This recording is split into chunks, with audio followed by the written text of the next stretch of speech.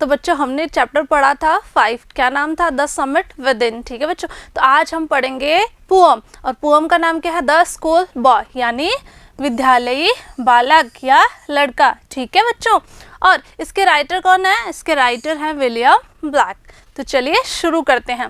The school boy in the poem is not a happy child. बच्चों आज के poem में हम जिस बच्चे के बारे में पढ़ने वाले हैं वो एक खुश मिजाज बच्चा नहीं है, यानी वो हैप्पी नहीं रहता, वो सैड रहता है। ठीक है, हैप्पी का अपोजिट क्या हो जाता है, सैड।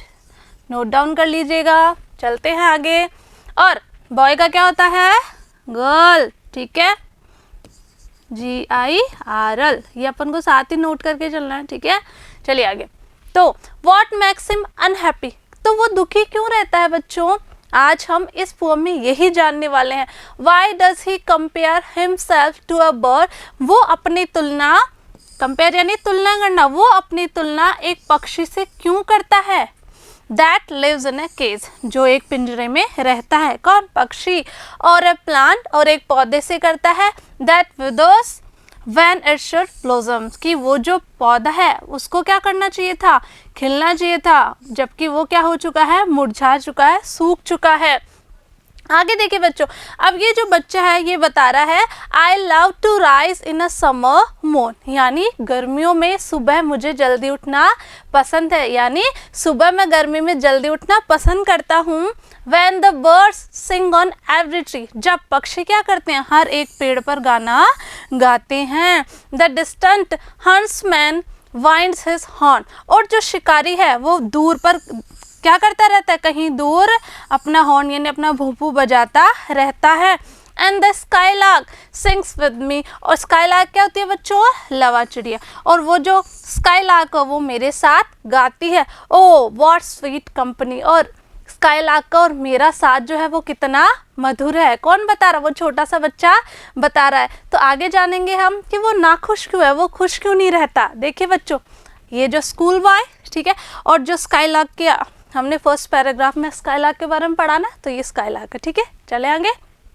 आगे देखिए क्या कहता है बच्चा, but to go to school in a summer morn. अब बच्चे का दुख क्या है बच्चों, समझ में आ रहा है आपको, यस, उसको स्कूल जाने में क्या आता है, थोड़ा सा जोर आता है। वो क्या कह रहा है कि गर्मियों के सुबह उठकर मुझे स्कूल जाना होता है।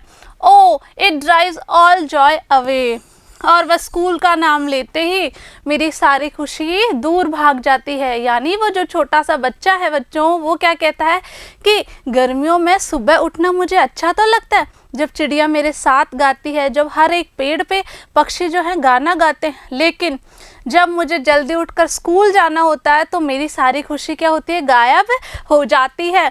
Under a cruel eye outworn the little one spend the day.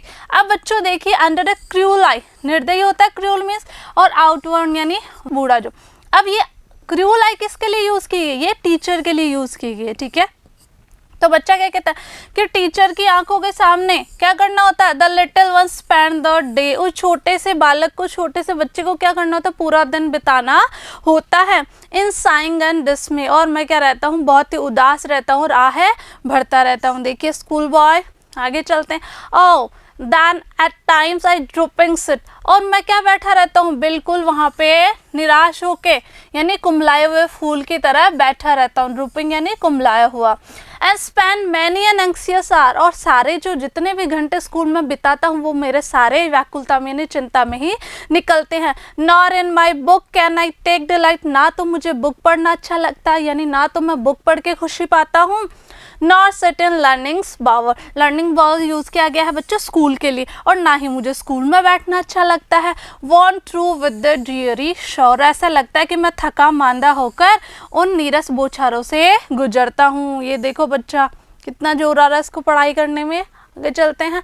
How can the bird that is born for joy, यानी आगे बच्चा क्या बताता है कि एक पक्षी जो आनंद के लिए पैदा हुआ है, यानी जॉय खुशी के लिए, sit in a cage and sing, कि कि एक पक्षी जो उन्मुक्त आकाश में उड़ने के लिए पैदा हुआ है, खुशी पाने के लिए बॉर्न हुआ है, उसका जन्म हुआ है, वो एक पिंजरे में बैठकर गाना कैसे गा सकता है, वो पिंजरे में खुश कैसे रह सकता है। जैसा कि बच्चों हमने जाना है कि उस छोटे से बच्चे ने अपनी तुलना किससे की है, उसने अपनी तुलना की है एक पक्षी से, और वो पक्षी कहाँ है, पिंजरे में है। तो इस पैराग्राफ में इन लाइंस में वो बच्चा क्या बता रहा है कि एक जो पक्षी है, ठीक है, उसका जन्म हुआ उड़ने के लिए, तो वो एक पिंजरे में कैसे गाना गा सकता है और एक पिंजरे में बंद रहकर वो कैसे खुश रह सकता है। How can a child when fears annoy, एक बच्चा यानी एक बच्चा कैसे खुश रह सकता है जब उसको क्या हो, डर लग रहा हो, उसको चिंता हो। But drupe his tender wings, और फिर वो क्या करता है, अपने पंखों को, अपने कोमल पंखों को झुका लेता है। And forget his youthful spring, और भूल जाता है, क्या भूल जाता है, जो भी बासंती बहार है ना, तरुण, ठीक है, वो क्या करता है, उसको भूलना ही पड़ता है। इसके अलावा वो क्या कर सकता है, देखिए बच्चों ये पक्षी कहाँ है, पिंजरे में है। तो बच्चों लाइन का कहने का मतलब है, यहाँ पे जो पॉइंट है वो हमें ये बताना चाहते हैं कि वो बच्चा ये कह रहा है कि एक जो पक्षी है उसे तो आसमान में उड़ना ही पसंद होता है। इसी तरीके से वो बच्चा कह रहा है कि मुझे स्कूल जाना अच्छा नहीं लग रहा है, और वहाँ पे जब मैं बैठता हूँ तो ना तो मेरा किताबों में मन लगता, ना ही मैं स्कूल में क्या करता हूँ, ढंग से बैठ पाता हूँ। तो वो आगे बता रहा है कि मैं कैसे खुश रह सकता हूँ।